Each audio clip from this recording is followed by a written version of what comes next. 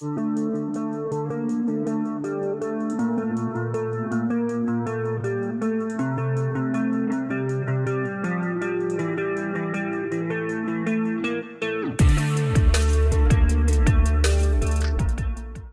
there, and welcome to the 11th webinar in our series on Oracle database upgrades and migrations. This webinar is going to focus on an extended look at fallback strategies, the means by which you can preserve your organization's business and functionality, and also, if something goes wrong with your upgrade, migration, or other change to your database, it might just preserve your job as well. So let's start by introducing the team. My name is Roy Swanger, and I'm Vice President for Database Upgrade, Patching, and Utilities here at Oracle. With me today are going to be Mike Dietrich, worldwide expert on Oracle database upgrades and migrations, and he's based out of the Munich office in Germany. You'll also hear from Daniel Overby Hansen, who focuses on cloud migrations. He's based in Denmark. Rodrigo Jorge, based in Brazil, spends a lot of time thinking about security and MAA topics. And Bill Beauregard is our data pump and SQL loader expert, so he'll be pitching in here as well. Before we get started, let me mention where to get the slides, because that's one of the most common questions we get from customers who attend any of our webinars. You can always get our slides from Daniel and Mike's blogs. Up there, you see the URLs listed on these slides here. And if you don't have those blogs bookmarked already, you should really do that, because they're a great resource for information, not just what's going on currently, but if you need to reference information from the past. But that's about the past. What about the future? Well, we've got a couple more webinars coming up already scheduled. In December is our migration of massive databases. By that, we mean databases 100 terabytes or larger. What do you need to do to migrate a database effectively, whether going to new hardware or cross-platform? And then in January, we're going to take a really deep dive into Data Pump, give you all the ins and outs of the Data Pump internals, all the details about how it works under the covers, but also a look at some of the features that you may not be using that we think are going to be very valuable once you find out about them. And then finally, also in the past, the other 10 webinars that we've already recorded. Everything from our release strategy and patching best practices to auto upgrade to that very important topic of how to maintain performance after an upgrade. You can reference all of these again off of Mike and Daniel's blogs, and you'll find that those webinars are also available on our YouTube video in bite-sized chunks. So at this point, our introduction is over. Let's go into the first stage of this webinar, where we're going to talk about the concepts: fallback versus rollback, the compatible parameter, and so on. Thank you, Roy. Now, before we get into the details, let me just briefly clarify two concepts that we will be talking about today. First one is rollback. When we talk about rollback, this is when you take a database and then bring it back to a previous point in time. You're doing a point-in-time recovery. You are reverting the database back to a previous consisting state. And that means data loss, because everything between here is lost when you revert the database. It also means that a rollback is probably not a good idea after go live, because you will lose then some of the precious user data. In that situation, you probably want to go with a fallback. When you do a fallback, you make certain smaller changes to the database that now make it compatible to a lower release. A database downgrade is a good example of a fallback. When we talk about the portfolio of options that you have for your fallback, there is one thing that can really strike out a lot of those options, and that is the compatible parameter. It can really have a limiting effect on the amount of fallback options you have at your disposal. But what does the compatible parameter actually do? Its most important job is to restrict the use of new features. For instance, we introduced long identifiers in 12.2, and in order to use that new feature to give your table a very long name, 128-ish bytes, you would need to raise the compatible parameter. Blockchain table is another example of something that requires a change to the compatible parameter. When you change the compatible parameter, it then also changes some of the undisk structures. The redo log format is slightly changed. Tablespace headers doesn't look the same after you've changed the compatible parameter, and the contents of the data file is also changed when you raise the compatible parameter.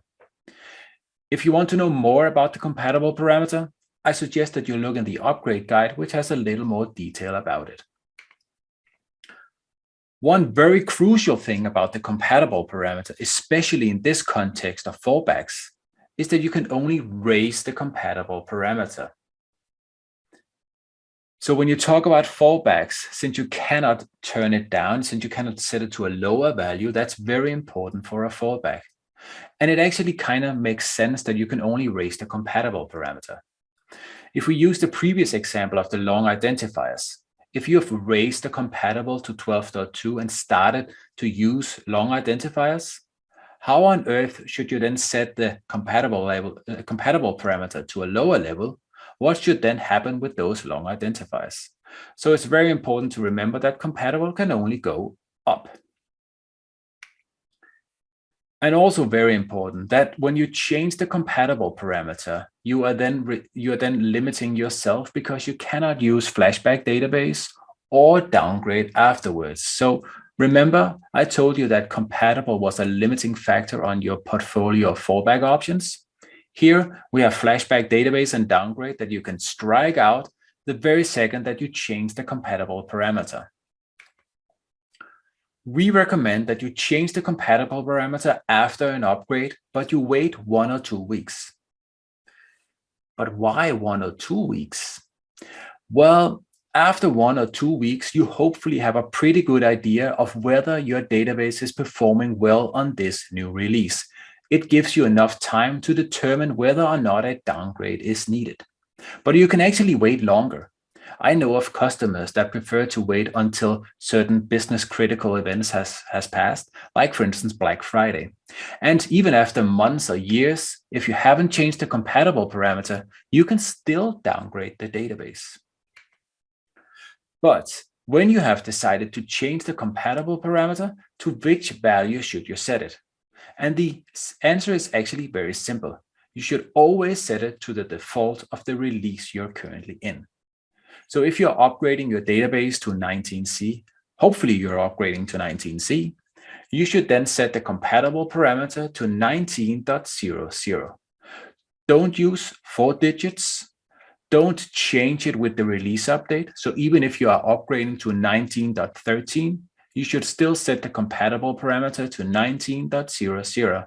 And you should never change compatible after a database patch apply, only following an upgrade. When we talk about compatible, we also have to talk about the multi-tenant architecture.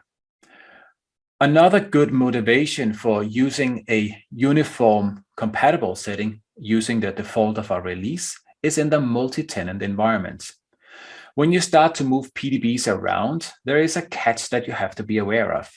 You can have container databases that has different compatible settings, 12.2 and 19 in this example.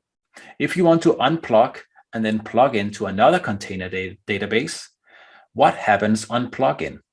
If the compatible setting is higher in your target CDB, the very second you do the create pluggable database statement, the compatible setting is automatically and silently raised to that of the target CDB. So in this example here, the PDB will then get raised to 19.00.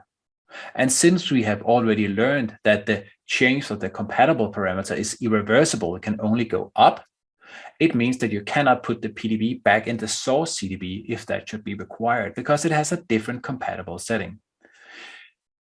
In your container databases, have a uniform setting of the compatible parameter, so you still have the freedom to move your PDBs around as you would like them to. When we talk about compatible, often we also talk about optimizers features enable, or actually customers mention the optimizers features enable. We already learned what the compatible parameter is about. Let's briefly touch upon optimizers features enable. It controls the use of certain new features in the database optimizer. Following an upgrade, I know that some customers prefer to keep optimizers features enabled at a lower level because it gives them the idea that they get good plan stability after the upgrade. You might be lucky in some situations to achieve that, but if your motivation is to have plan stability, you should look at SQL Plan Management, which is a much better fit for that purpose. And you should only use optimizers features enabled under the guidance of Oracle support. It's not a Swiss Army knife or a magic wand that you can just use to turn on good performance. Now, we are the upgrade guides, and we often talk about auto upgrade. So how does auto upgrade behave when it comes to the compatible parameter? Well, luckily, the developers listened to us and our recommendation, so they have made it so that auto upgrade doesn't change the compatible parameter after an upgrade, unless you want it to. Because changing the compatible parameter requires a database restart, and some customers simply cannot afford the additional downtime it takes to change the compatible parameter after an upgrade. In that situation, you need to change the compatible parameter immediately after a successful database upgrade. If that is what you want, there are two parameters in your config file that you must set. First, you have to instruct auto upgrade to get rid of the GRP after a successful upgrade, and then that they should raise the compatible parameter for you automatically. But as with anything else with auto upgrade, it's super simple, only two parameters in your config file. When you are preparing and practicing your fallback scenarios, hopefully you are practicing those fallback scenarios. Sometimes you need a database with a non-default compatible setting. How do you create such? If you just follow the wizard in DBCA, just next, or use a create database statement, you will end up with a database with a default compatible setting, which will be 19.00 for a 19C database. But sometimes we need a database with a non-default compatible setting. For instance, we needed a database with a compatible setting of a lower release. It could be 12.20. How do you get that? Well, in DBCA, if you follow the wizard, you have to stop at one point and click on the button with the init parameters. It'll take you to a different windows where you can find compatible on the list and then put in the desired value. This was my crash course on the compatible parameter, but we have one more crash course that you must go through, and Mike will then guide you here for information about time zone files. Thank you, Daniel. This is very important to know. Compatible is really one of the key things when we speak about fallback strategies. The next key item you should keep an eye on here is time zone. Because here in this example, we move from 12.201 to 19C, and I can easily unplug my PDB and plug it in and upgrade it. You see that both homes have different time zone settings. The source has time zone 26, while the destination has time zone 32. And even if you created the CDB correctly with the right compatible setting, you can't go backwards now. Why not? Because time zone can't be reverted or downgraded. What do we do normally in this case? When we realize this, it's not too late. You don't have to start from the beginning, but you need to patch your source home. It needs to get the same time zone patch your target is on already. In this case, this would be time zone 32. So you go to this MOS node, and it's a very long MOS node, and you have to scroll down for 6 minutes until you get to section H. And in this section, you find the links to the time zone patches. Then you download the time zone patch, the matching one here, apply it to your home. Unfortunately, time zone patches are non-rolling. Yes, that's a matter of fact, but at least you can apply them online. That works if you need to. And once you've done that, now we can upgrade as we could before, but we could also go backwards because now we have the matching time zone patches available. Always check in such cases time zone file version of the source and compare to $time zone version time zone underscore file in the destination. 11.204 came with time zone 14. 12.102 with time zone 18, 12.201, as I explained, with time zone 26, 18 with time zone 31, 19 with time zone 32, and 21C has by default time zone 35. And believe it or not, this is the biggest roadblock I learned when you migrate between two cloud environments, because in some cases, the matching time zone patch is not available. So you need to download it and then apply it by yourself to make this move really work. When you apply time zone patches, it will add files to Oracle Home or Core zone info. The time zone patches are never part of an RU or a patch bundle because they are non-rolling. Still, you can apply them online, but you have to do this then manually by yourself. Time zone patches are not patch bundle agnostic. That means you always download the time zone patch, which, for instance, has the patch number 19000 or 18000 or 12201, not a time zone patch on top of an RU like 19.8. One time zone patch for 19C fits all the 19C release updates. In case you find some artifacts still on MOS with a specific time zone patch for 19.7.0 or something like that, ignore that. Take always the one which is applicable to all RUs like 19.000. And once you applied it, this is not the end of the story, unfortunately. You need also to run the time zone adjustment scripts, which is two pieces. First, the check script, and second, the apply script. And unfortunately, the apply script will restart your database. Twice, actually, because first for a change in the dictionary in upgrade mode, and then afterwards for a potential adjustment to your time zone data in your database. Auto upgrade can do this time zone adjustment by default and does it by default unless you override it. So unless you don't add this time zone UPG equals no into your config file, then auto upgrade will always do by default a time zone adjustment. So ease your life by having identical time zone patches. And this is completely, I would say, independent of today's seminar.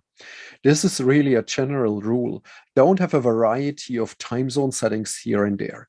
Make sure the time zone patches are equal in your environments, even if you have bigger environments, because this will ease your life, not only for downgrades. And updating the database time zone file is recommended normally as part of an upgrade, but it's not mandatory. So you can upgrade, and you don't have to upgrade the time zone file of the home or the time zone setting. So in my previous example, when I lift over my PDB from 12.201 with time zone 26 to 19C with time zone 32, and I skip the time zone adjustment in auto upgrade, my PDB will still have time zone 26, while the CDB has time zone 32. That works. Yeah, now the final question is, okay, it's important. We learned from Daniel how to create a database with a non-standard compatible setting. But how do we create a database with a non-standard time zone file now? And here we need to, I would say, take a detour, because we can still use DBCA, but only to give us the scripts to create our database, because we need to set an environment variable. So in DBCA, we create the database creation scripts. We ask DBCA to give these to us. And then in our environment, we need to set aura_tset file. And this parameter or this environment variable needs to point, as you can see, to the time zone file in Aura Core zone info you would like to have your database created with. So if I want the version of time zone for Oracle 11.204, I need to set this variable and point it to time zone _14.dat. And then my database gets created once I execute the script. This orcl.sh here on the slide is the starting shell script DBCA delivers to you. And now you can execute it. Why is it not working in DBCA? Unfortunately, DBCA has no option to choose the right time zone setting. And when you still set the environment variable and then you execute DBCA, it will simply ignore it. So you need to go back to the command line in order to create a database with a lower time zone file version. And within the same run, this run here with the script, you can, of course, do both. You can set your time zone to a previous version, non-default, and you can also set compatible because it delivers a standard SP file or P file for you. And in that P file, you change the compatible parameter, and then you create a database in one flow with a lower compatible setting and a lower time zone setting. So everything works in once, but unfortunately, only on a command line. And with this information, I give over to Rodrigo. Your turn now. Thank you. Thanks, Mike. Now let me introduce some methods to fallback and rollback. And the first one is the classic backup. So you should always have backups as one of your rollback methods. So before starting any upgrade process, always take a backup of your database. However, don't rely just in this method because usually restoring and recovering a backup can take a lot of time. So backup should be one of your methods. So it's your lifesaver because you have your data there. You can use it to restore and recover your database if needed, but don't use this as your primary method. We are going to talk later on about some other methods. Just take the backup to be your life insurance there in case you need it, okay? But don't rely just on this method. So you should always perform a backup before and after the upgrade, not just before. When your upgrade finishes and you have your environment ready to start your production, also take a backup in that point of time, okay? If you have time to do so, take a level 0 backup.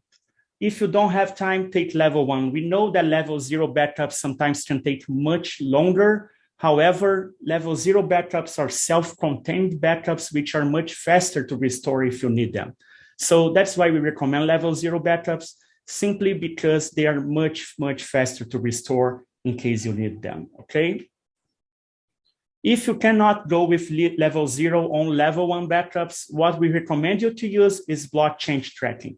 With block change tracking, Oracle will track the changes that happens in your data file layer and will note down that blocks that changes in a file. So when you trigger the level 1 backup, it will look at that file and only move to your backup what changed. So it doesn't need to track to read all your data files to find what changed and take that backup. So sometimes the backup with blockchain tracking for terabytes of databases can happen in minutes, okay?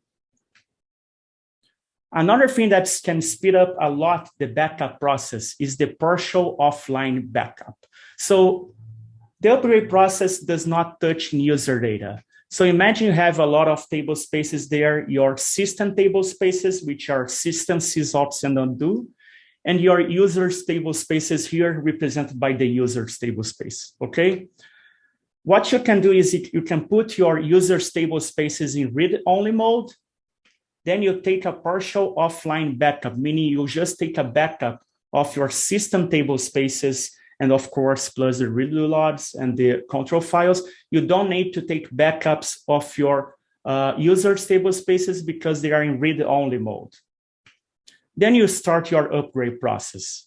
Now imagine an odd scenario where you have some failure during the upgrade process and you need to roll back to that point in time before the upgrade.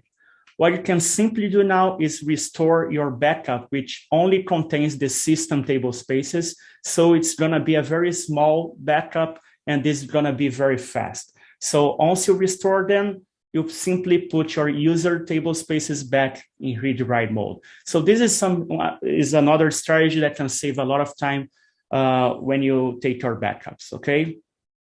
So I talked about the first method, which was the backup. Now I will talk about the second one, which is the flashback. And this one is a very good and recommended one because it's very fast and it's gonna revert back in time all the changes that happened in your database. So flashback is a very cool technology we have in Oracle database. You should rely on that as one of your rollback methods. The only thing is that it requires Enterprise Edition. So if you don't have Enterprise Edition, you can't use it. You need your database to be in archive log mode. And when you use it, you cannot change compatible, okay? So don't forget, you can change compatible. If you change the compatible and you try to go back to that GRP, you have an error. So this is a very good method, and that's why auto-upgrade automatically uses it when you have Enterprise Edition database. So how does it work? If you want to go in a manual way, before starting your upgrade process in your pre-upgrade environment, you create a guaranteed restore point. Then you run your upgrade. Now imagine that after running your upgrade, you need to roll back to that point in time before the upgrade. So you need to flashback. What you do is in your post-upgrade environment where you had the failure, you shut down the database, you start up your database in mount mode in that post-upgrade environment, and then you flash back the database to that GRP that you created, okay? So the GRP here in this example is named before upgrade. Then you shut down your database in that post-upgrade environment and start back your database in the pre-upgrade environment. And finally, you alter database open reset logs mode to open your database again as it was before. So we really recommend you to use GRP as one of your rollback methods, but don't forget to drop the GRP after you no longer need it. Otherwise, your fast recovery area can grow and then you run out of space on this area. Now with Bill, we'll introduce some other fallback and rollback methods. Thanks, Rodrigo. Hello, everyone. Let's talk about downgrades. When you use downgrade, you can quickly revert to the old release before you did the upgrade without losing any data. It's usually faster than using data pump to fall back. You can downgrade days or weeks after an upgrade without losing any data.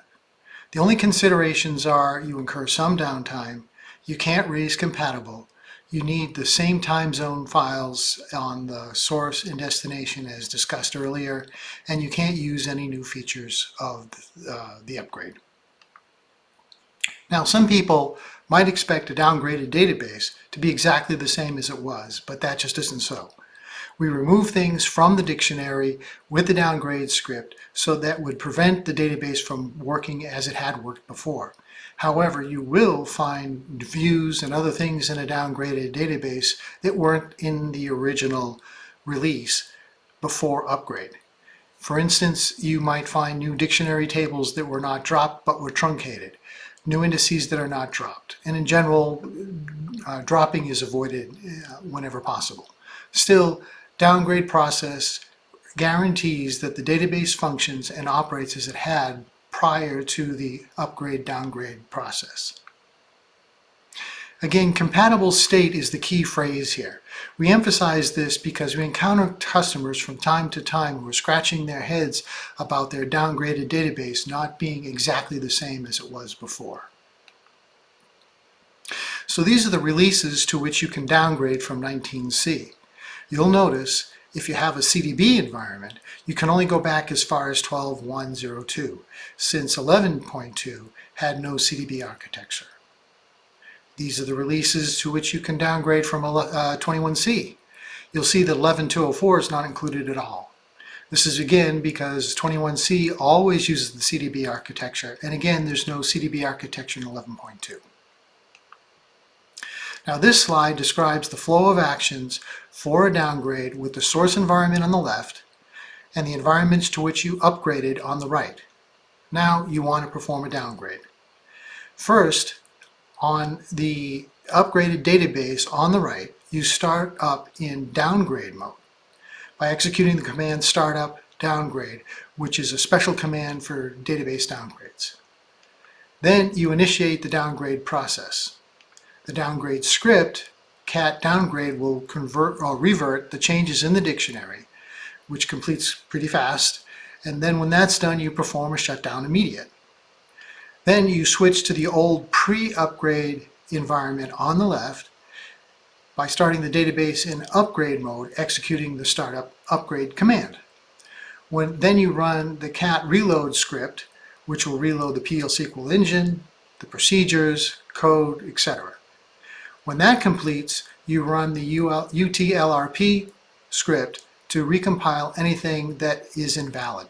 And again, this usually happens pretty quickly because most things are correctly set already. And now your database is successfully downgraded. You can do a final check with the select star from $V version to confirm this. This is a final important point. You do not roll back patches before downgrading. Not release updates, not release update revisions, not one-off patches. Now let's talk about using Data Pump for fallback. You might want to use Oracle Data Pump as a fallback mechanism if you've upgraded, and especially if you had to raise compatible as part of your upgrade operation for some whatever reason. This wouldn't be a database that you could downgrade using the approach that we just discussed. But what you can do is export from the higher version using the Data Pump version parameter and specify the lower version to which you want to return. The considerations here are the time needed to do the export and the import, and the requirement to have matching time zones on the source and destination. Now, if you're falling back from 19C, for instance, to 11204, any objects and attributes that are not compatible with the lower release will be skipped. Some examples of that might be a table that has a name longer than 30 bytes because you're using long identifiers. Data Pump would not be able to export that table as is to bring it back to 11204 because Data Pump can't just truncate table names. Another, for instance, is blockchain tables. So for these examples, before starting the export, you would need to convert such tables into a compatible state. That is, renaming a table to a name that's less than 30 bytes and converting a blockchain table to a regular table by creating a copy. But again, for things that are supported in the older version, we can go back from a release 19C all the way back to 11204 if need be. Now here's an example of using the version parameter to tell Data Pump to create a dump file that's compatible with 11204. The version parameter has two other options noted here. You could say version equals compatible. Now this is the default for the version parameter, and if you do that, then the version of the metadata in the dump file will correspond to the database compatibility level set in the compatible initialization parameter. Why might you want to do this? Well, let's say you upgraded to 19C, but you left compatible at 12.2. You could set version equals compatible to create a 12.2 dump file.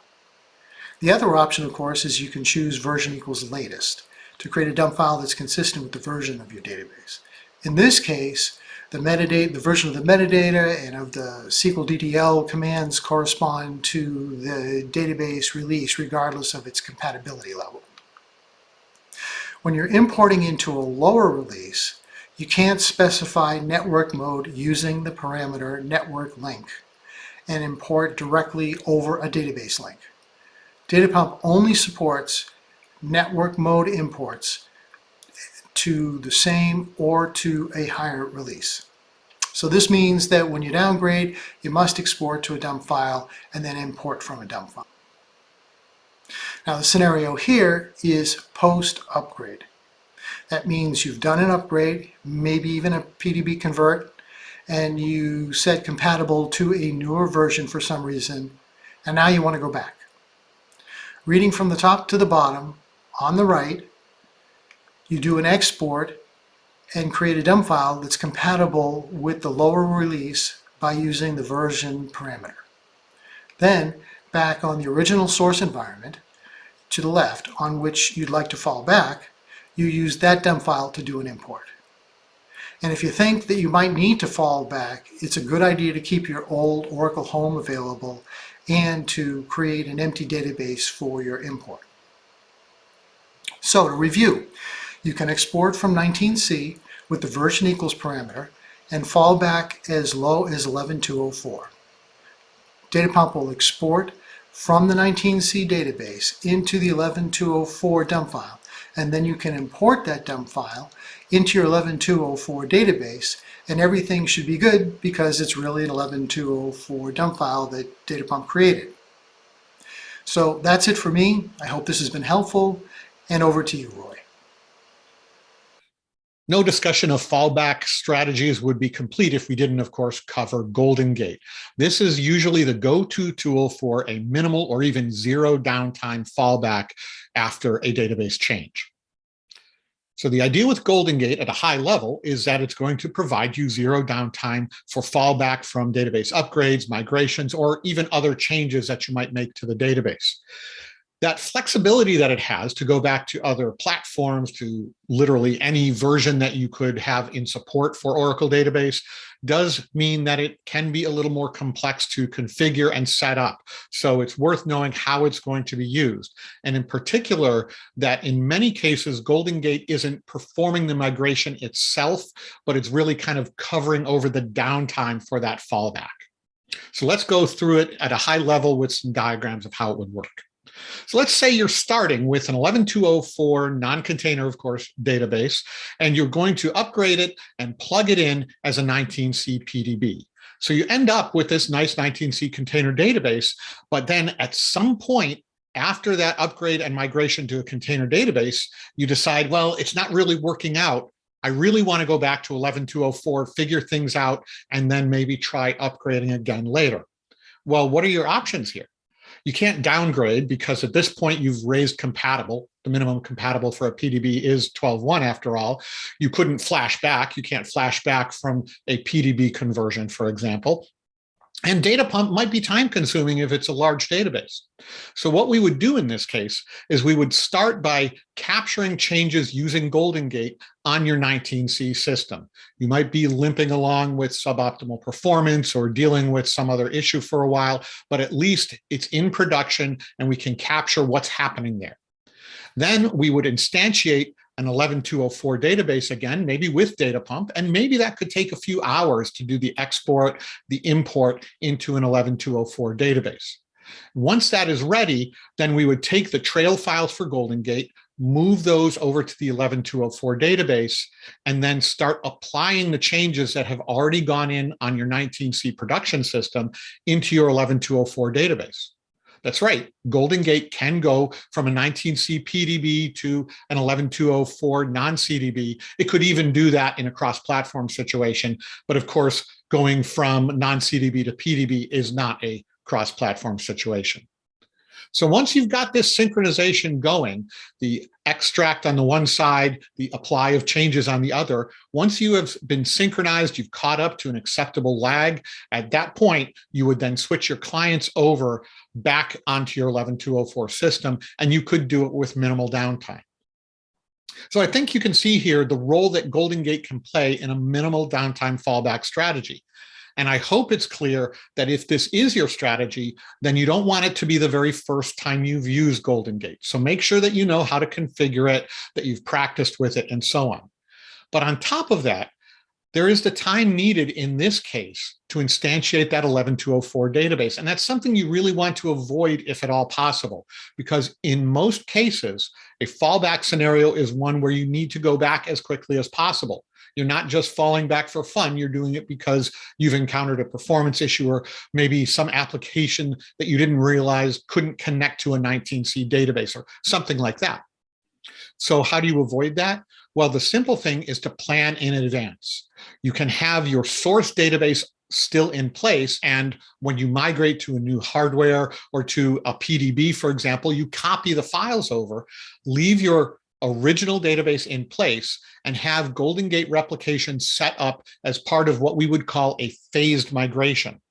Copy the database over, upgrade it, set GoldenGate up to migrate or to replicate from source to target initially, and even have it set up to replicate backwards before you move your clients over. If you can have that bidirectional replication in place, then you can get literally zero downtime for your fallback, and in most cases, your upgrade as well. So that planning in advance to use GoldenGate is key to making it a successful part of a minimal downtime fallback strategy. So in summary, let's go over the different types of methods that are available to you for your fallback. This table kind of lays out the decision factors that you might be thinking about. Will the fallback incur data loss since your upgrade? In other words, for backup and flashback, you're going to that point before the upgrade. You'll lose any application changes made after the upgrade. So there's a limited window of applicability for those techniques. Can you use it after go live, like Downgrade or Data Pump or GoldenGate? What's the downtime incurred as part of that fallback strategy? Because believe me, if you have to fall back to an older version, somebody higher up your management chain is going to be asking you, what is the downtime involved here? Can you use this as part of a phased migration, a planned approach where you can maybe validate every step of the way? First, the migration to new hardware or upgrade to a new version, test that out before you even switch over. Then you switch over, and then maybe as a phase, if you need to go back. Can you do that in piecewise manner? And then finally, can it be used to revert a PDB conversion? Because that's a little different than falling back from an upgrade or a migration. PDB conversion itself makes some fundamental changes to the database architecture that cannot be undone by, say, a flashback. So those are the factors that you want to think about. Whichever method you choose, and you could use multiple of them, you could combine having that good solid backup with an offline backup with a guaranteed restore point and still be practicing your downgrade, for example. But whatever you do, please, please, please practice them, test them up front, because an untested fallback strategy is a huge risk, both to you and to your company. Now, we do often get asked when we're doing these database upgrade migration talks about, well, what about grid infrastructure? Because a good number, probably 30 or 40% of our customers do have RAC databases installed, and that would mean grid infrastructure upgrade and so on. And we'll just refer you to the document here about grid infrastructure downgrade. And that's because, well, two reasons. One is we simply don't have time to cover grid infrastructure downgrade as part of this talk. I think you'll agree that the webinar is long enough already. But also because in most cases, downgrade of grid infrastructure is really not necessary. And that's because even if you're downgrading your database, the higher version of grid infrastructure can support the lower version of the database. For example, you can run an 11204 database under 19C grid infrastructure. So the usual approach that we would recommend is to upgrade your grid infrastructure first, let it bake in for about a week, make sure that you're happy with the performance, that you're not encountering any new and strange wait events that you didn't encounter during testing and so on. And then once you're happy with it, then and only then upgrade your database. Because if you've upgraded your database to 19C, you cannot downgrade your grid infrastructure unless you also downgrade the database. So there isn't a bit of interplay there, but we're not going to go deeply into that topic. So that's the overview of methods for downgrade. Our next section, Mike is going to kick off by taking you through some upgrade scenarios in a bit more depth that'll hopefully put a little more kind of real world meat on the bones of this talk. Thank you, Roy. A quick overview what we are going to do in the next core part of today's seminar. We will show you 3 different cases. Case number 1 is you do a standard upgrade, either of a non-CDB to non-CDB or a CDB with all PDBs to CDB. We call it everything at once, and then you decide you want to go backwards. This will be the first part. Second part will be you have a non-CDB, you migrate it, it will become a PDB, and then you decide you want to go back. And the third part will be you don't do everything at once, you do one by one or many by many. That means you unplug, you plug, and you upgrade, and then you would like to go backwards. But let me start with the first case, upgrade, and we would like to go backwards. The first and maybe the easiest way to go backwards is flashback. So we go back to a guaranteed restore point. This is the preferred solution, but it only is your insurance for issues happening during the upgrade, because you will lose all data changes. You can't do this 6 days after the upgrade without losing data. So let me show you how that works in auto upgrade, because this is also the default in auto upgrade. If your database is in archive log mode, then auto upgrade by default creates a guaranteed restore point and allows you to go backwards.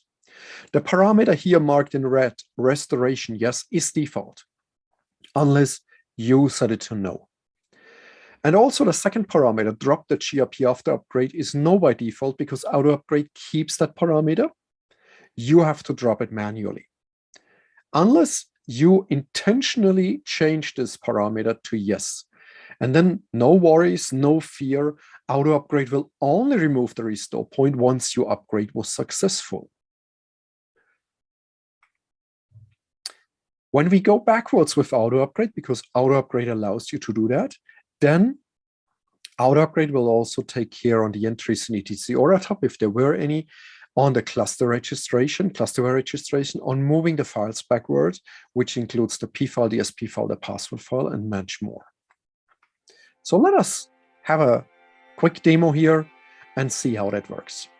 So first of all, in this case, I have a 12.201 database, and I would like to show you the auto upgrade config file at this point. So here we see it's a 12.201 home, 19C home, the SID is DB12. And just for clarification, I set drop GRP after upgrade no, but it's the default anyways, just to make clear that we don't drop it. Now I kick off auto upgrade in deploy mode, so it does the pre-checks, the fix-ups, and then upgrades the database. And we speed that up because this is not a seminar about upgrading, it's a seminar about fallback or rollback strategies. So the upgrade has been completed successfully, and you see the restore point is kept by default. Let me quickly connect to the database and see. It's a 1910 database in this demo here. Or VDOL instance tells you 1900, but it's 1910. Now, with the same config file, I can restore now. Restore means I flashback, or not I, auto upgrade flashbacks. So we speed that up here quickly as well. And auto upgrade goes back to guaranteed restore point and puts everything back in shape again. So database is now restored with that simple command. Let me connect to that database. And you see here, select version from VDOL instance. It's 12.201. Auto upgrade went backwards to the guaranteed restore point. That's how simple as it is. But how about having a data guard somewhere? Many of you have a data guard, a standby environment. What do you have to do by yourself? Is there anything you have to do by yourself? Unfortunately, yes. So you can use Flashback database, you can use it without compromising your standby. That's the good part here. So what you do is you need restore points on both the standby and the primary side. That's important. And you first do any actions on the standby and then on the primary. That's also very important. You use guaranteed restore points also on the standby database, and please don't rely on the propagation. With 19C, restore points get propagated to the standby automatically, but you create a guaranteed restore point on production, and propagated will be a non-guaranteed restore point. And this is very misleading. Maybe this has implemented this way to not give you like space trouble on the standby. Yeah, but it's like, do it manually by yourself. That's the safer way. So how do you do it? How is the flow? We have on the one side, the primary, on the other side, a standby. So I told you on the standby first. So we create the restore point on the standby first. Then we create a restore point on the primary side. Now we go into flashback. We shut down immediate standby.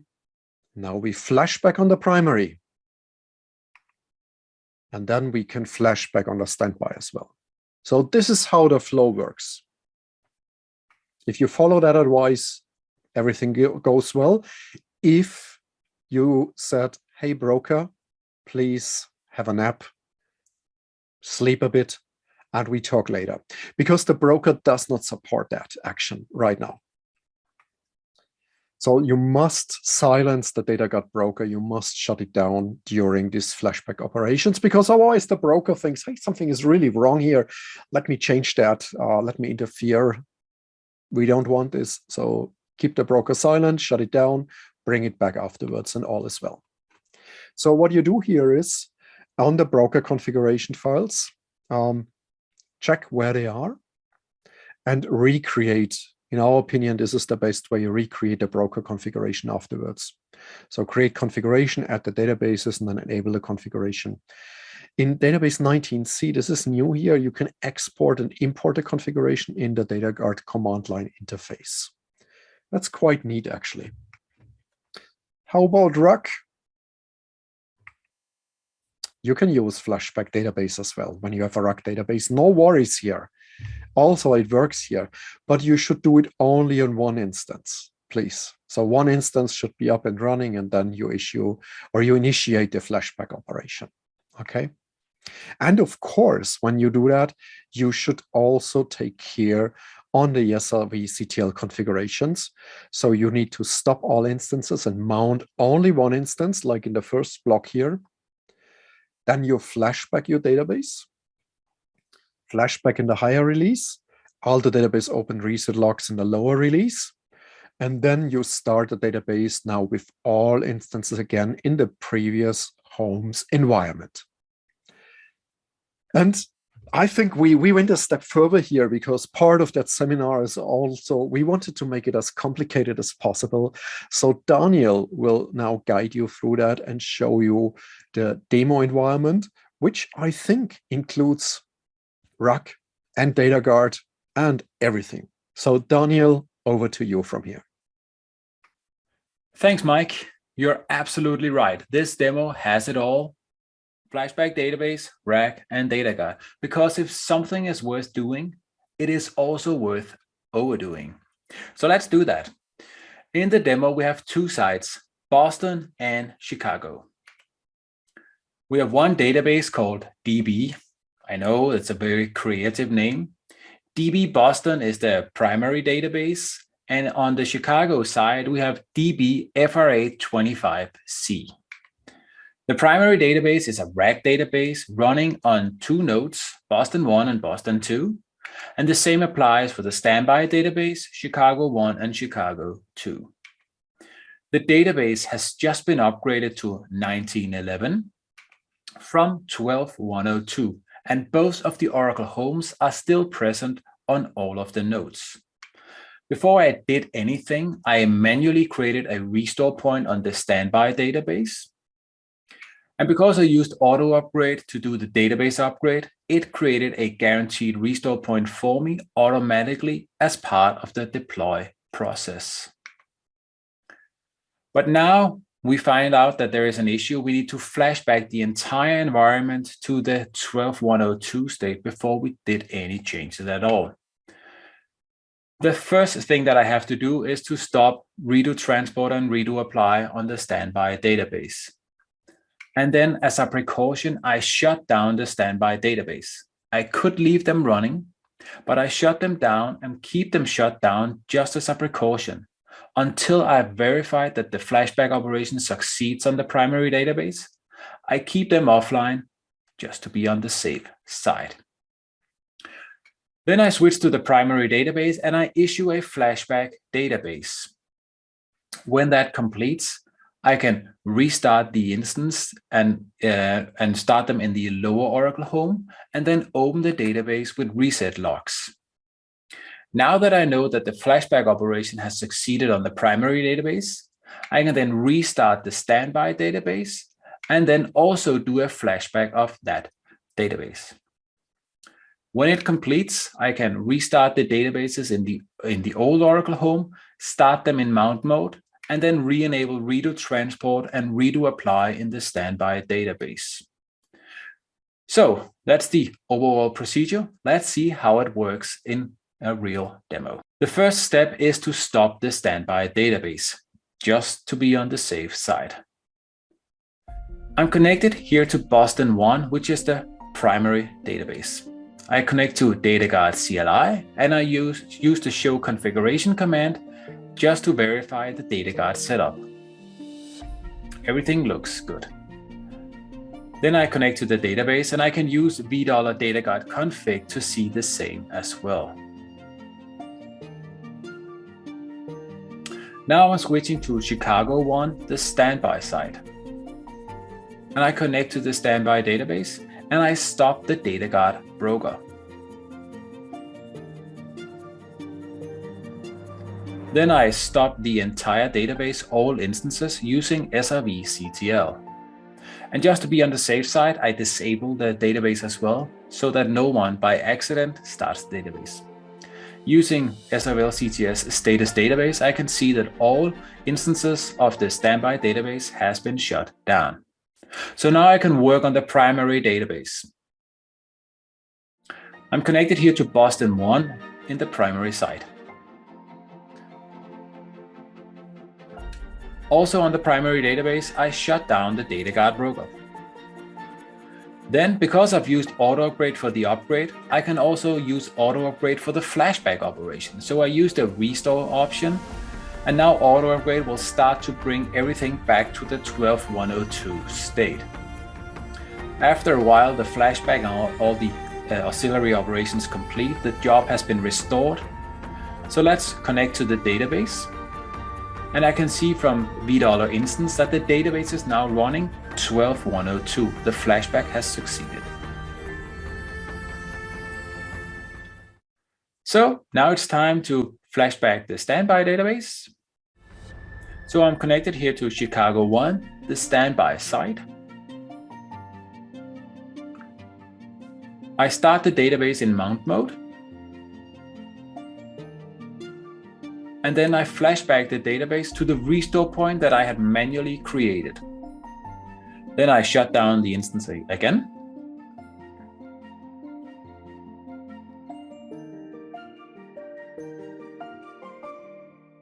And then I do a downgrade in GI. I tell ClusterWare that the database should be started in the old Oracle home instead of the 19C home.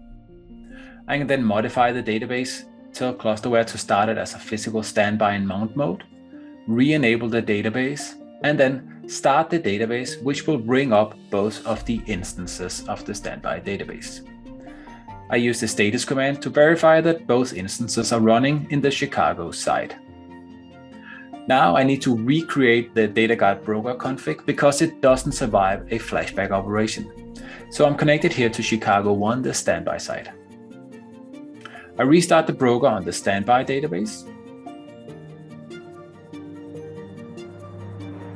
Then I switch to Boston 1, my primary site. And I start the broker in the primary database as well. Then I use Data Guard CLI. And I create a new configuration. DB Boston is my primary database. And I add the Chicago database as a standby database, a physical standby. And then I enable the configuration. Now the broker will start to bring everything in order and set the right parameters. I can verify from the show configuration command that everything looks good. But we can also do a show database on the individual PDBs on the Boston side. The primary database looks good. And the standby database in Chicago looks good as well. It's a physical standby, applies on, status is success. So now let's try to do a validate. It can tell me whether I can do a Data Guard switchover. And a switchover is actually a really good way of testing whether your Data Guard config is working as it should. So let's try to do a switchover now and see if it works. And after a while, the switchover succeeds. So I can now verify that the Data Guard has survived. Everything looks good. Let's connect to the database. Query $. Instance. We are still on 12.102. The database has been successfully flashed back, and the Data Guard config looks good as well. So it actually wasn't that hard, especially since I used auto upgrade to do all the flashback work for me. It's fully automated and supported using auto upgrade, just a restore command, and it'll do all the work for you. So actually not that hard. Okay, now let's talk about the downgrade process itself and give you a little more detail about what's involved here. Downgrade is great because it allows you to go back to the version from which you upgraded without losing any data. And this could be done days, weeks, or even months after the initial upgrade. It's important to note that the version that you downgrade to, of course, has to be the one you upgraded from, which means for 19C, you can downgrade to 18, 12.201, 12.102, or 11.204, but you can't downgrade arbitrarily. For example, you couldn't upgrade from 11.204 and then downgrade back to 12.102. So make sure that you know what version it is you upgraded from. And frankly, it's a good idea to keep the original Oracle home around until you're sure that you won't have to downgrade. Also a good idea, just like for upgrade, and you're going to hear that phrase a lot, by the way, just like for upgrade, it's a good idea to take a backup before you downgrade. And the best backup possible is, of course, an RMAN level 0 backup. If you can't do that, then at least a level 1 backup before you attempt this downgrade process. It's also recommended before you downgrade to install the latest release update in your current home and in the Oracle home to which you're downgrading. That may seem a little counterintuitive that you're going to install perhaps a release update that you haven't used yet, but the fact is that those release updates may have fixes in them that will make your downgrade either faster or address bugs that you could encounter during the downgrade process. So you want the fullest and most complete set of fixes for the downgrade.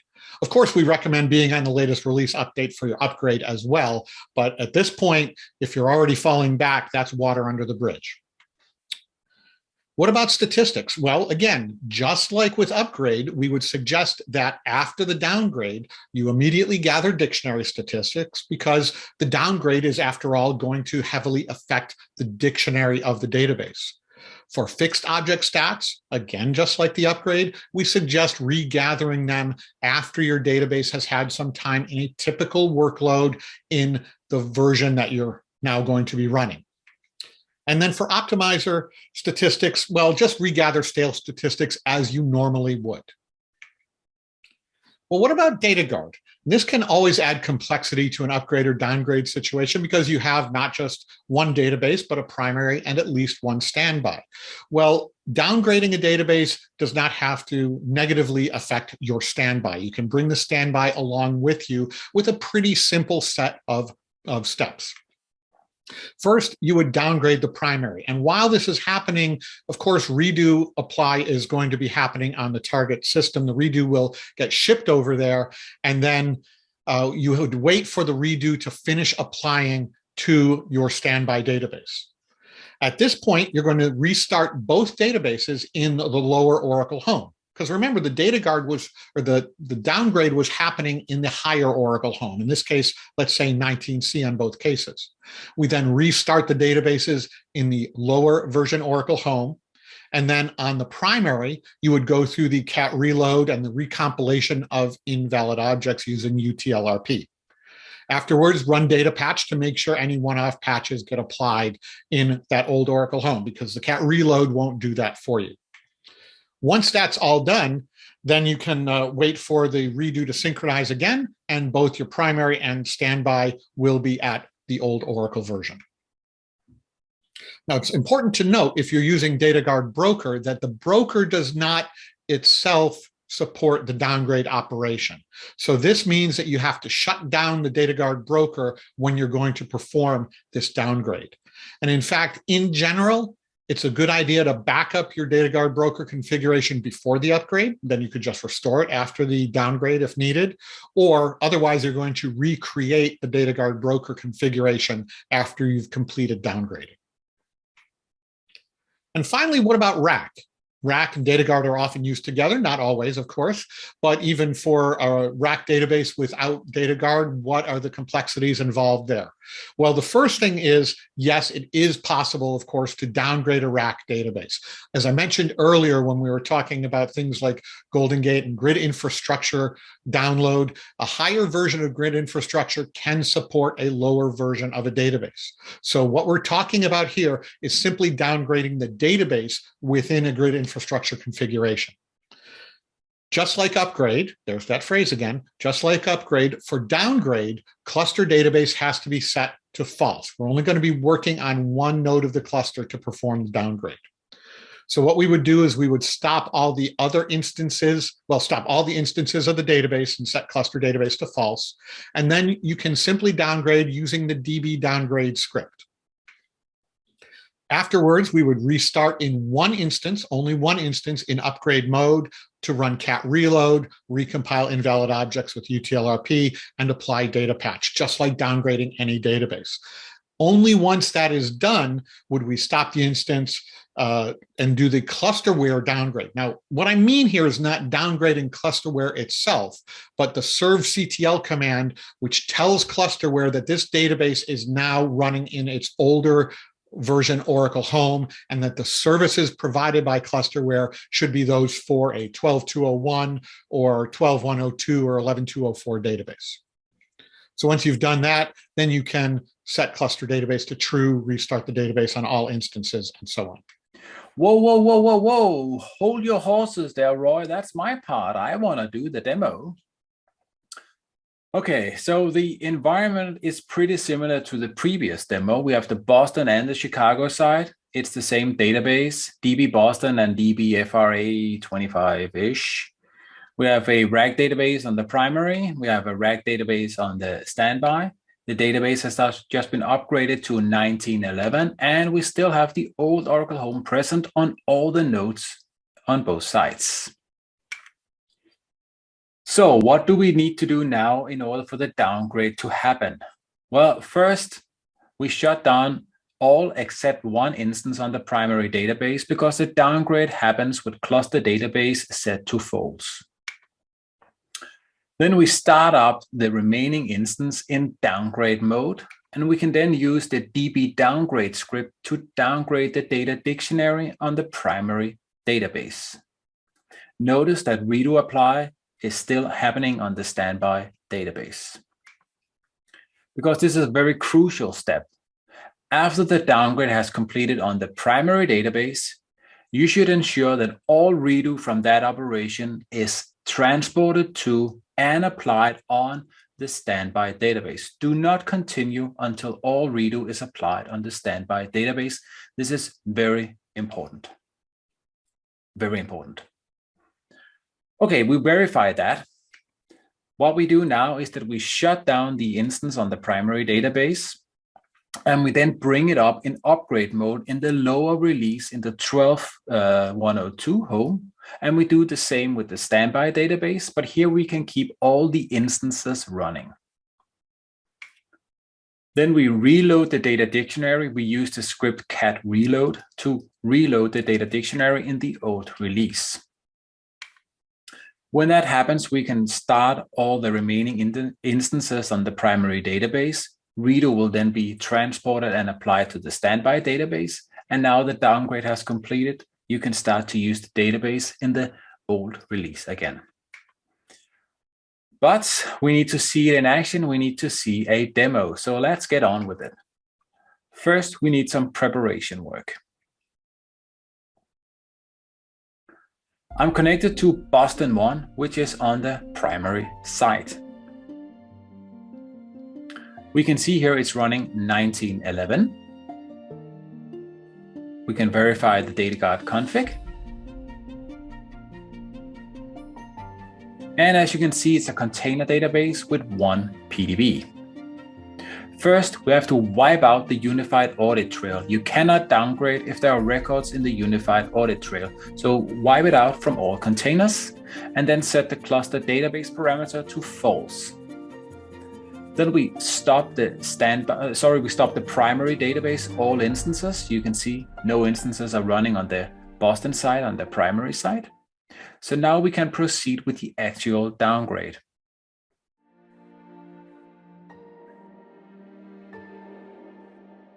We start up one instance of the primary database in downgrade mode. And also we open all PDBs in downgrade mode as well. Then we set the executable flag on the downgrade script and then just call the downgrade script, DB downgrade. It starts, and in the meantime, you can switch to another session and go to the logging directory and find the cat downgrade log file, and you can simply do a tail on it if you want to monitor the progress. After a while, the downgrade completes.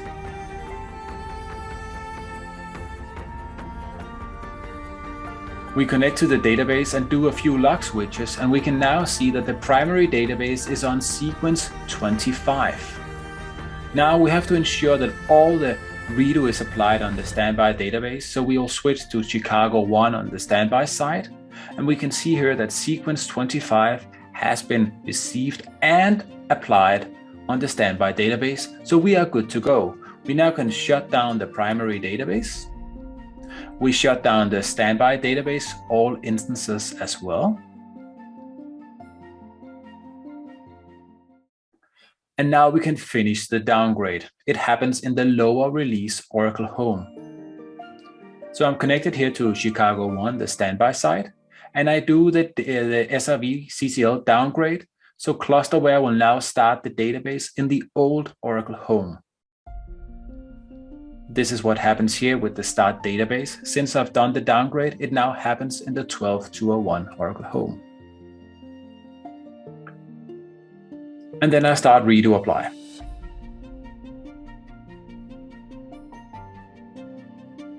Now I switch to the primary side, Boston 1.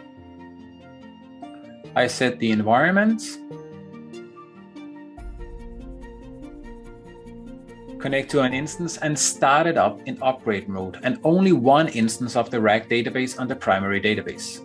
And I also open all the PDBs in upgrade mode. Then I create a directory where I can store the log files from the reload operation. I use catcon PL to execute the cat reload script in all my containers. When you do the downgrade or when you do the cat reload, it happens sequentially, so it takes one container at a time. After a while, it completes, and it can take a while. The reload happens sequentially. It does take a while to complete. Then I can again use catcon PL, this time to execute UTL RP to recompile all the objects in the containers. And here I can process the containers, the PDBs, in parallel if I want. After a while, that completes as well. And the final thing that I want to do is to run data patch to see if there are any patches, any one-offs that needs to be applied to the database, because cat reload won't do that. But I had none in my case. There is nothing to apply or roll back. So let's connect to the database, set cluster parameter or cluster database to true to the SB file, and then shut down this one instance on my primary database. I set High Oracle Home as an environment variable because I have to do the downgrade from SRV CTL and the higher Oracle Home, and I then downgrade it to the old Oracle Home. So now Clusterware will start the database in the old release. I use SRV CTL to start the database, and it'll start all instances, and I can verify that by using SRV CTL status database. Let's connect to the database and ensure that all components in my container is either valid or option off. No rows means I'm good to go. And I can verify from read other instance that the database has now actually been downgraded to 12.2. The primary database is currently on sequence 35. So let's switch to the standby database and ensure that it has caught up, that all the redo from the cat reload and recompilation and so forth has been applied on the standby database as well. Now back on Boston 1, I'll connect to Data Guard CLI and recreate my Data Guard config. First, I remove the old configuration and I create a new one. I set DB Boston as my primary database, and then I add an additional database, my Chicago database, as a physical standby.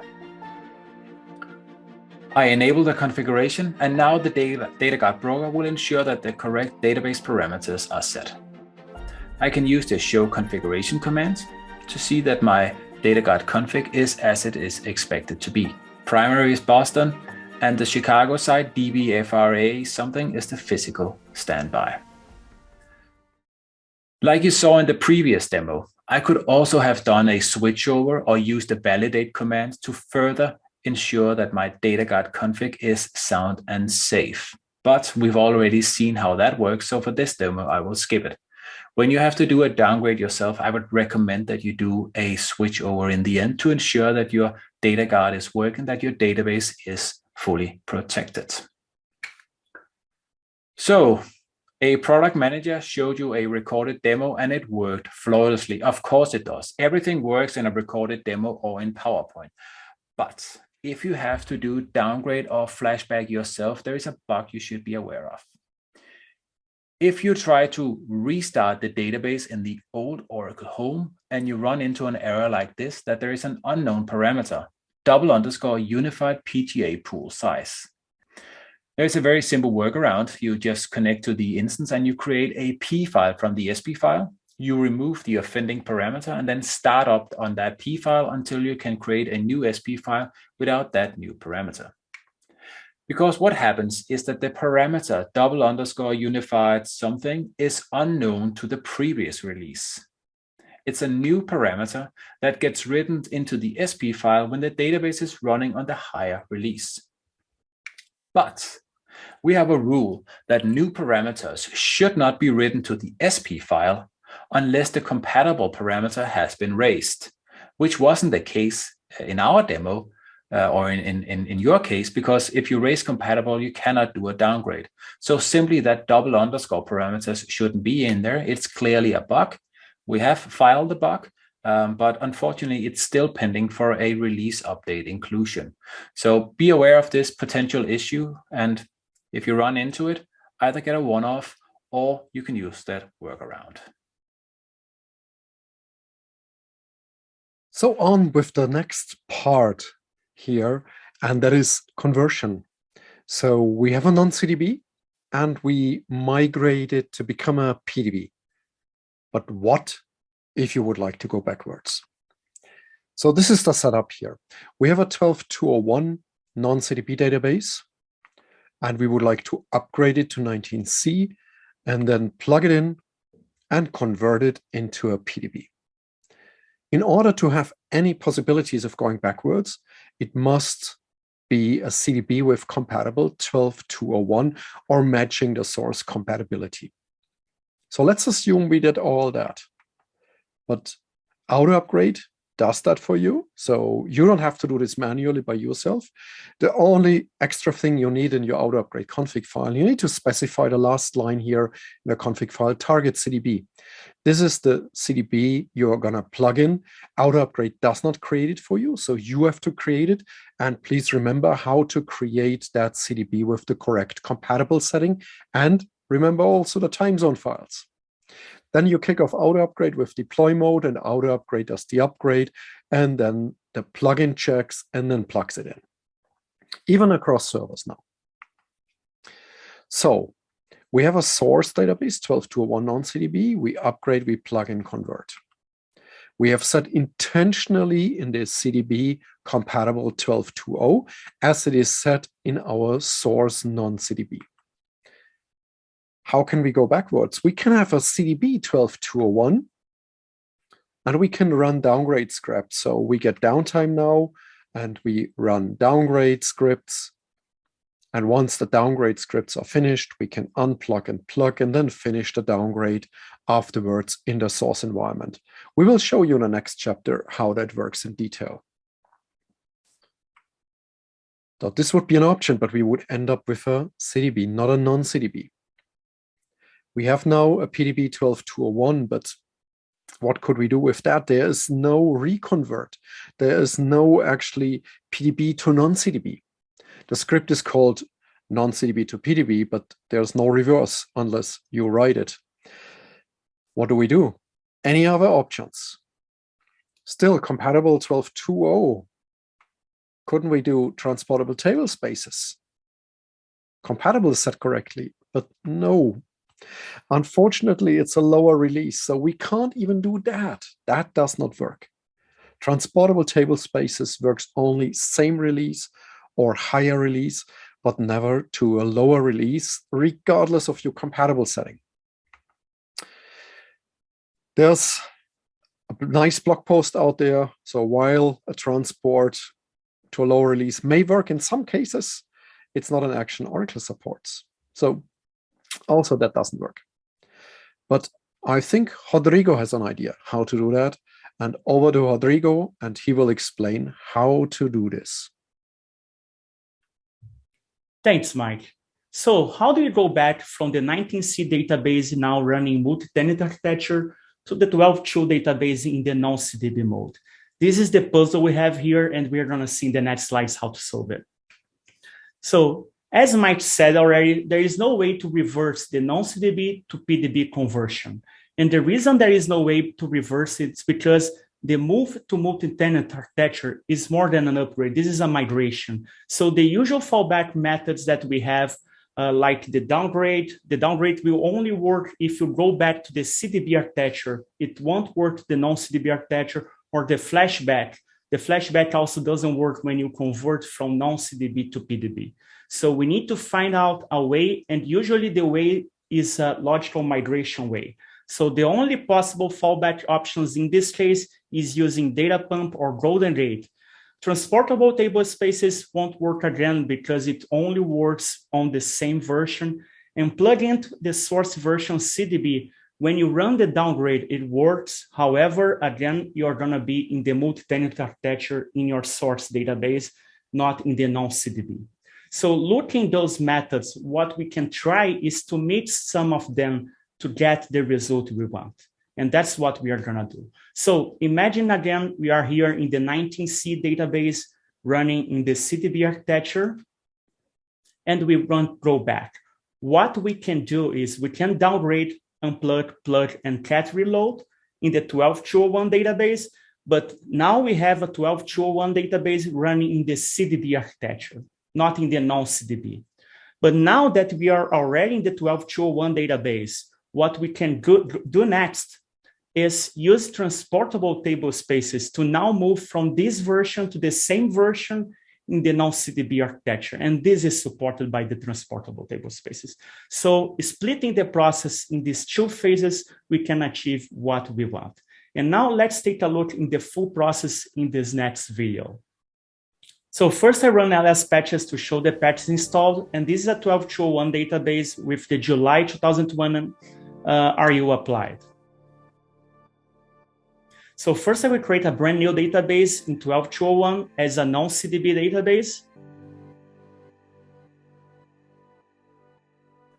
And the BCA will run. I use the general purpose template. It takes some time, but here I'm speeding up the process. Now that this database is created, I will connect on it. I will create a user called test, run DBA to this user, create a tools table space just to put some data inside. And I will create a new table on this table space called test table. Its name is T1. As a select star from DBA tables, it has about 2,000 rows inside. Okay, now that I have my database ready to be upgraded, let me create the upgrade.config file, which will be used by auto upgrade process. So here I put my source SID, my source home, my target CDB, because I'm doing the non-CDB to CDB conversion as well in this upgrade. And that's it. This is my file. So first I run the analyze mode of auto upgrade. It takes some time, but here I'm speeding up the process, so analyze is done. Now we are going to run the fits up step of the upgrade. So again, the fits up step will check what was analyzed and do some fits. And that's it. Also no errors. So the fits up is done. Now what I'm gonna do is stop this database, because here I'm using auto upgrade with the two servers approach. So this server is running the 12.201 database, and I have another one running the 19C database. So what I'm gonna do is after I shut it down, I will move all my data files from this server to the other server. So first I'm moving the data files.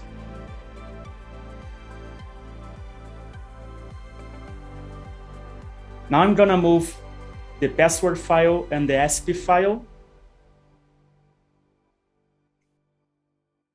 Next, I'm gonna move the auto-upgrade log folder that was created in this server, and also the auto-upgrade config file that I just created. Okay, now all the steps are done in this server. Let's move to the 19C server. So as you could see here, the background color changes. We are now in the 19C server. I will create some folders, the audit desk folder, the fast recovery area folder, just to copy the control file to there. And thus I can start this database. So I will start this ORCL database in upgrade mode.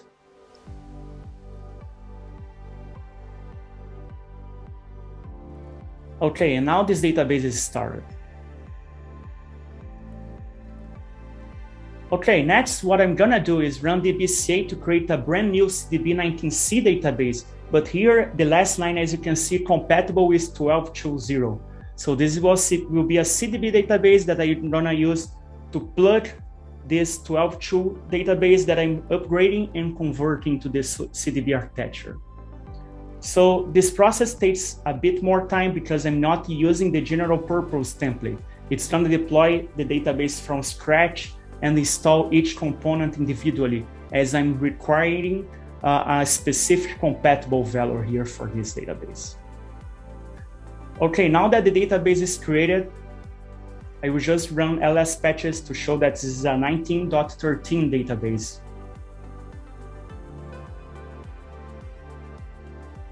Okay, just taking a look again in my auto-upgrade.config file. So the last step is to call auto-upgrade with the upgrade mode. So I call it, and from time to time I can call lsj to check my job status. So 23% upgraded. Again, it shows 73%. Now it's in the non-CDB to PDB conversion phase. Again, I'm speeding up the process. It's not that fast. It's fast, but not that fast. And finally, my upgrade is done. So now if I connect in this CDB 19C,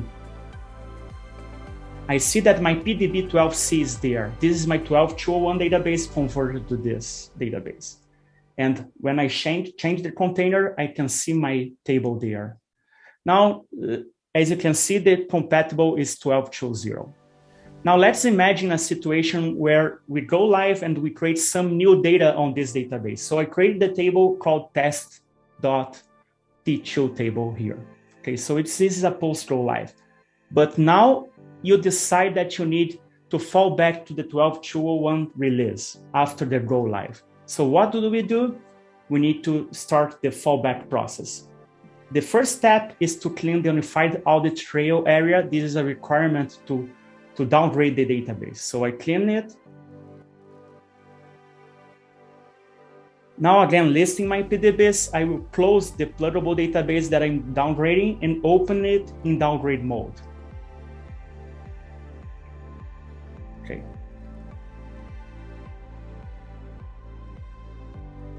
Now that my database is open in the downgrade mode, I call db downgrade, specifying the PDB that I want to downgrade. And this process also takes some time. I speed up here. It's not that fast. I will check for any ORA errors in the cat downgrade log file. There isn't any, as you can see. Now I connect back in my CDB and close this pluggable database because I will move it back to my previous server. So I unplug it, and now that I unplug it, I can drop it. I'm not dropping the files here, I'm just dropping this metadata from this database, this 19C database.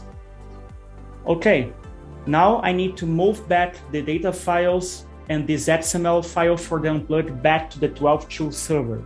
So I call rsync to move them back. And also the unplug.xml file that I created.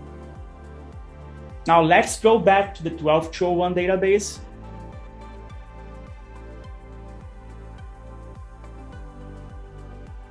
Okay, the first step here is to create a 12.201 database now in container database mode. You remember that we cannot go from CDB to non-CDB. So first I need to create this database in CDB mode in 12.201 so I can plug back this 12.2 that we are downgrading. Okay, so again, the DBCA process is run. Now I connect in this CDB 12C that I created. Okay, and right now it only has the PDB01. So I will change the unplugged XML file just to adapt the path of the data files I have.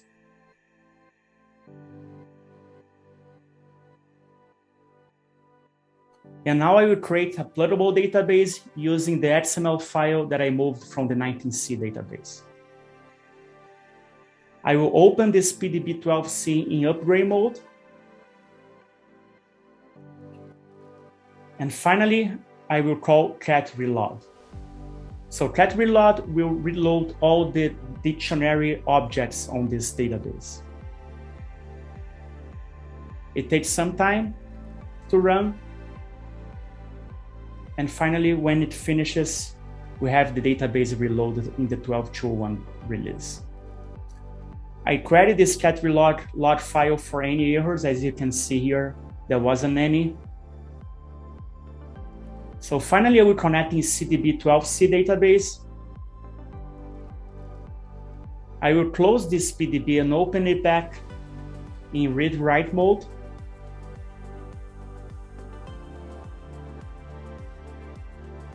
And now I have this PDB open in read-write. I can alter session to connect on it.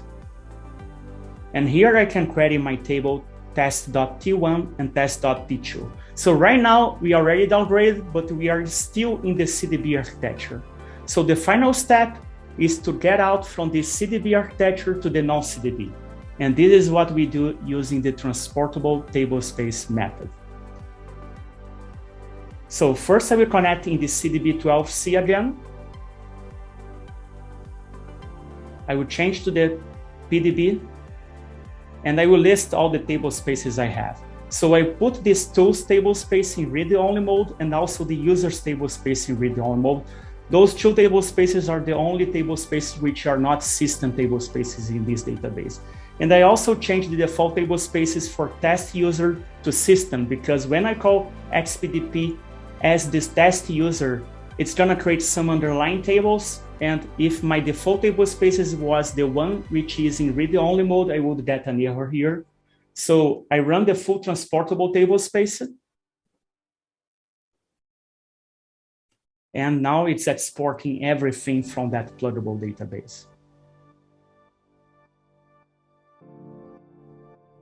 It takes some time to finish because it exports all the objects we have inside. And as you can see here, it's gonna list the dump file and the two database files that you need to import in the other database. So now I put back the default table space for test user as users because I changed it before. Finally, I will connect in my ORCL database, but I will place these database files in the correct place before calling InPDP, and also I'm copying the dump file to the right location here. And the last step is to call InPDP here using the transport data files pointing to those two data files. And I'm also remapping tablespace users to users new because I already have a tablespace users inside of this database. And the process finishes. As you could see, there was 4 errors, but those are existing object errors. We can safely ignore them.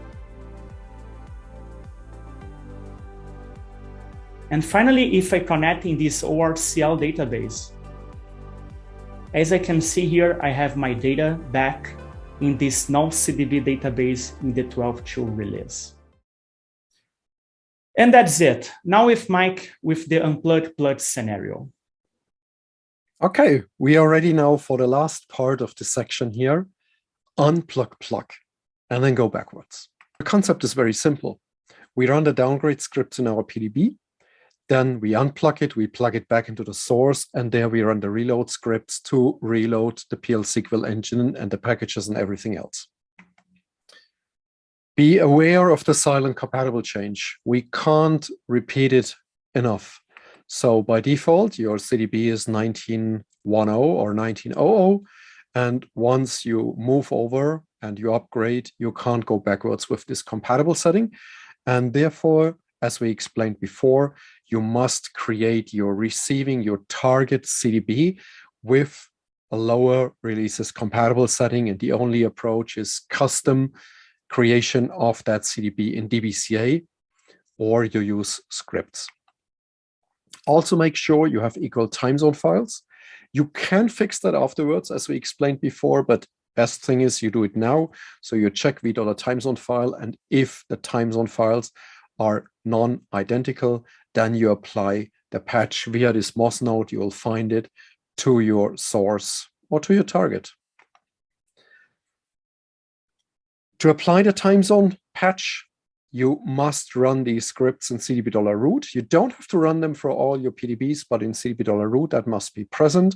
So first the check script and then the apply script, but keep in mind, the apply script will restart your database twice. And finally, check again, source and target, and compare that they are really equal now. Now we have equal settings, and what we can do is we can move over by Unplug-Plug and upgrade. And the good thing is, since we took care on everything, we can go backwards as well. And this is what we like to show you here. So first of all, you need to clean out the audit trail, and no worries. By default, we have this fixed mode of unified auditing on, and this means after a minute or so, you have already some records in the audit trail, but the downgrade scripts won't progress at this point and will tell you how to clean it out. So you don't have to remember that. If you forget it, no worries. The downgrade script will stop and tell you you have to clean out the audit trail with the second command here, which I won't read.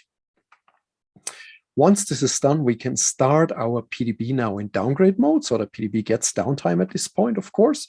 And if you want to use the DB downgrade script on disk, you have to change the execution bit because at least in my 19C environments, it was not set by default. Then you can call the DB downgrade with -C option, and there you specify the name of the PDB you'd like to downgrade, here PDB1. Once this is completed, and it really completes very fast, then you close that PDB, and now we unplug it. Copy it over, and here in this case, I stumbled across one thing. I used auto upgrade before, and I used the copy option, so the source files were still remaining there. You have to clean up. Now, don't delete them with RM. If you have enough space, put them somewhere on the side, just in case if something goes wrong. And once you have cleaned up, then you can create pluggable database, now PDB1, using that XML file, which got created before. And you want to do a file name convert as well. And this file name convert will trigger also the copy operation. So there's no need to copy around your files if you're on the same server. Then you open this PDB in upgrade mode, and then you switch into that container, into the PDB, and there you execute a cut reload script. Don't forget to spool the output, set term out on, set echo on. You can't set server output on because the dbms output package is not valid, or set timing on. So echo on, term out on, timing on, and spool into a file. Finally, once this is done, run util-rp to recompile, and then shut down your PDB and start it again. Close and open, and now you are done. So this is a really smooth process of going backwards. It's no rocket science, and you can do that. So plan it carefully. Ensure compatible and time zone are equal between source and target environments, and please test it. Yes, you need to test that. One question which came up, because we use refreshable clones quite often, can we use refreshable clones here as well? And I was confident at first until I tried it. So I tried it, and this is the result here. So refreshable clone back to the previous release, unfortunately, does not work. You get an Aura 65156 pluggable database version 19.000 or whatever is not allowed. So refreshable clones to the previous release do not work, unfortunately. So you can clone only to a higher or to the same release. And now I can see it and I can feel it. You want to practice all that. So Rodrigo has the right advice if you want to practice. Thank you, Mike. Now we are in the last section, which is the practice section. So you may be asking, okay, I got it, but how do I play with it? How do I play with all those fallback and rollback strategies in a lab environment before trying a production environment? So how do you practice? That's what we are going to cover here. And basically, there are two ways for doing this, but both ways uses our hands-on lab. So our hands-on lab has 15 guided exercises where you can practice upgrades and also the downgrades. So here in this table, we have some of the flows we have in the hands-on lab. For example, you can depart from 11204 database to a 19C database using auto upgrade. You can later convert this 19C upgrade database that is now in non-CDB and plug it in a CDB database. You can also migrate using full transportable export and import, and also use the Unplug-Plug upgrade method. Also using auto upgrade. And finally, you can upgrade a database running in 12C to 19C using auto upgrade as well. Everything is contained in our hands-on lab. And those are the upgrades, but we also have the fallback and rollback methods included in the hands-on lab. So you can play with Flashback, you can play with the partial offline backups, you can downgrade even using data pump in the hands-on lab, okay? So the hands-on lab is available in two ways for you. One is through a virtual box where you can play with this lab in your own computer. The other is using live labs where you can deploy it very fast. It takes 6 to 10 minutes to deploy an environment there where you can play for a full day, okay? So if you go with the VirtualBox image, you can download it on the database upgrade block. The link is available here. And then you can, in this menu, open the fallback to practice the fallback methods. If you go with the live labs, first you open the Hitch Hat's Guide to Database Upgrade link, and then you click this Reserve Workshop on Live Labs button. When you click on that button, it will take about 6 to 10 minutes to deploy an environment for you. So when this environment is deployed, you check for it on this My Reservations button in the tab above here. So when you click on that button, it will send you to another page where you have this My Reservations. And when you click on the Launch Workshop, when you click on it, you will get a remote desktop link, but you don't need to install anything. Once you click on that link, a new tab will open in your browser, and this tab is like a VNC viewer. This tab has all the access to this environment. So in this environment, you also have the instructions open, and you can navigate to it. You don't need to open another tab. You can stay on that tab and do everything on that self-contained tab, okay? So you can also follow this YouTube video, which is a walkthrough these live labs. So you can play with the live labs, watching the videos, so you can do both in parallel, okay? Also, if you want to play with OCI, so there is 2 episodes that we recommend for that. There is the episode 6, which is Move to Cloud, not only for techies, and episode 9, which is performance testing using Oracle Cloud for upgrades and migrations. So we really recommend you to use those 2 episodes to practice lift your database to the cloud, okay? Now it's with you, Roy. So there you go, about 2 hours on fallback strategies for Oracle database. And I hope those 2 hours have convinced you that having an effective fallback strategy for any major change to your Oracle database is both achievable and necessary. Now let's go back and review where you can find this information for reference in the future. We have our 10, now 11 recorded webinars available on demand for free. You can get the links right out of the slides here from Mike's blog, from Daniel's blog. We also break our webinars into bite-sized chunks of usually 3 to 8 minutes for a particular topic. And you can get those from our YouTube channel titled Oracle Database Upgrades and Migrations. So thank you for spending the 2 hours for us. Please bookmark the blogs that you see here from Mike, Daniel, and Rodrigo. Refer to our webinars. Make sure you register for that upcoming webinar in December on migrating very large databases. And then just as a final word from myself, from Mike, Daniel, Rodrigo, and Bill, just thank you for spending the time with us, and we hope you've enjoyed viewing this webinar as much as we've enjoyed making it. Happy upgrading.